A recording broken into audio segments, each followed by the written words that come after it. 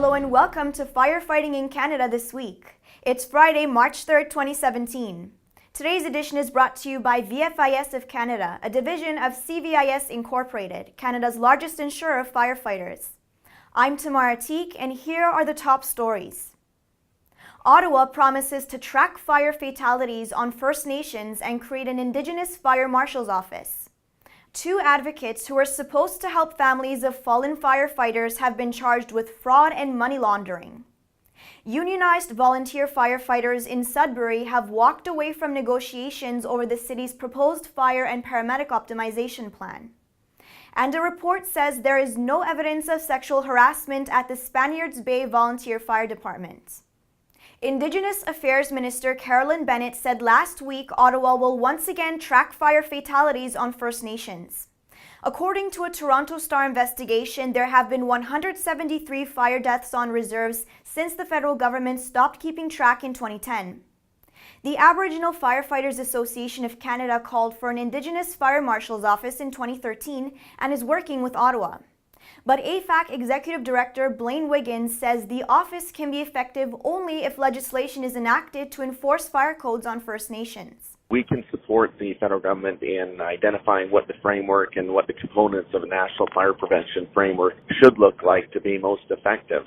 But the reality is in the interim, we don't necessarily need the legislation to be in place to start, and we can certainly establish a fire marshal's office nationally and start working effectively with First Nations communities.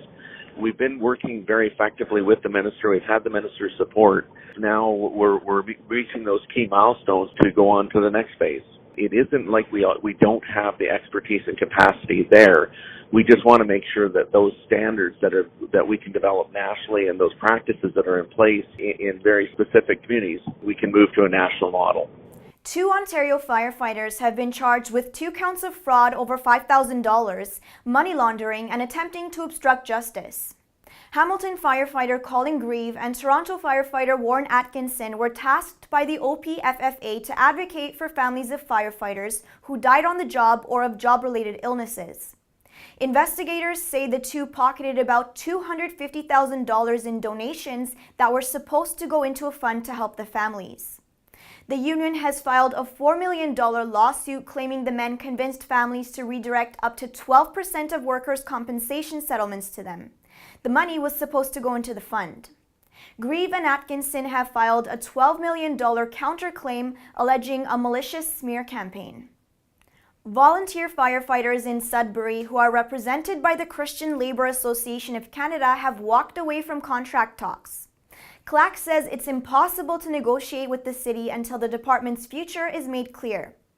A proposed fire and paramedic optimization plan recommends cutting the number of volunteer firefighters in half, closing 9 stations and adding 58 full-time staff. CLAC says the number of volunteers has declined to about 265. The city says there are 350 volunteers. CLAC says the plan goes against conventional wisdom to use volunteers in halls with low call volume in order to be cost-effective. A retired Mountie says there is no evidence of sexual harassment in the Spaniards Bay Volunteer Fire Department in Newfoundland. A 112-page report by retired RCMP Sergeant Cliff Yetman says there was only evidence of heated discussion and aggressive debate.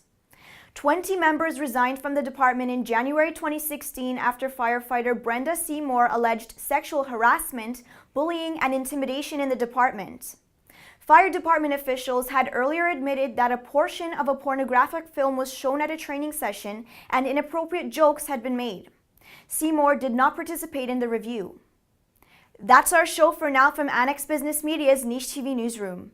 Thank you to our sponsor, VFIS. On behalf of all of us here at NicheTV, thanks for watching.